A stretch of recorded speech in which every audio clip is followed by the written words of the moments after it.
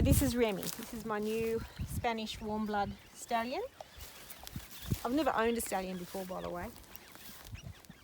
So my plan is to attempt to keep him a stallion. It's not for breeding purposes. It's actually because horses that are kept entire tend to be healthier.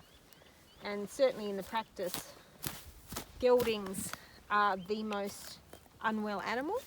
Maybe that's just because they are the most used, but I don't really have many horses that are stallions that come down with metabolic syndrome and various problems like that. So anyway, it's a bit of an experiment. I've got him in with Mr. Miyagi, my gelding. He's a very quiet horse, which is why I decided to purchase him. I've ridden him once. I'm working him in hand. He's a really kind horse and he really wants to engage with you. He's 4 years old. So anyway, he's not registered. I'm going to attempt to register him. I don't know if he will be eligible. I've got his breeding papers. He's actually by a stallion called Mateo, a small white Andalusian, out of a mare, a Rotspon bred mare. He's got magnificent movement, but he's big. He's big. And what are you feeding? Oh, okay. So what am I feeding him?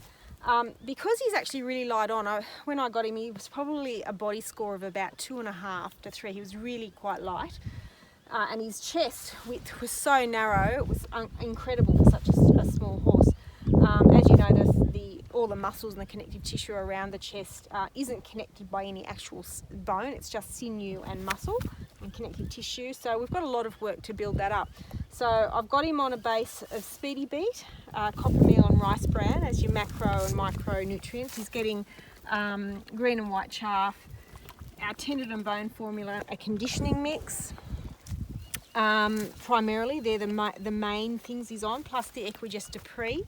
He was also quite wormy and he clearly had issues with protein and or some kind of digestive issue. He had quite a big gut and a very roachy back, and you could see his hip bones, etc.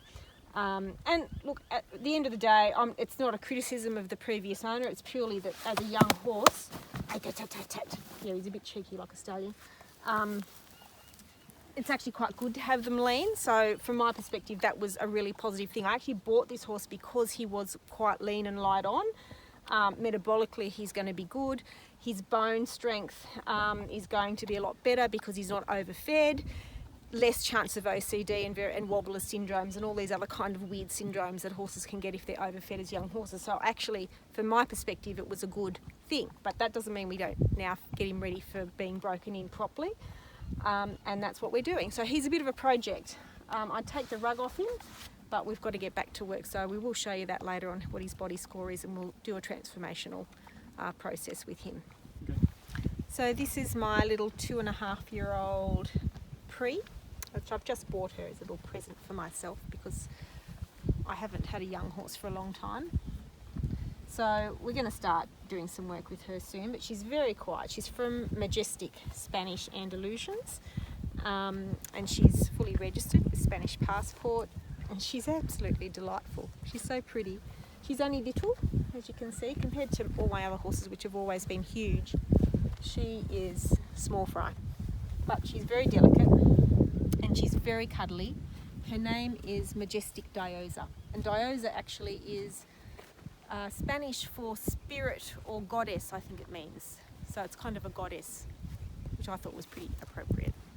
So she's very quiet. She's a dilute, so she's got a lovely, I love this colour. It's a very, in fact, I think it's probably my favourite colour in the whole world. In fact, I'm even wearing this colour.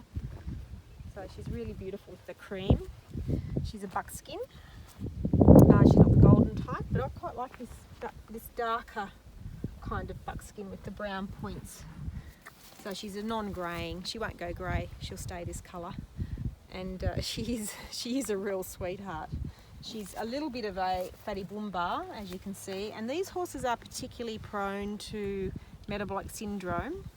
So I've actually already got her on some herbs to help as a prevention that help to regulate blood sugar. So things like linseed. I've got her on the metabolic S. Because when she came down from Queensland, she actually came into season, which you wouldn't have expected given the day length. So it's a stress-related season. and I want to try and regulate her hormones. So that's what I'm doing with her.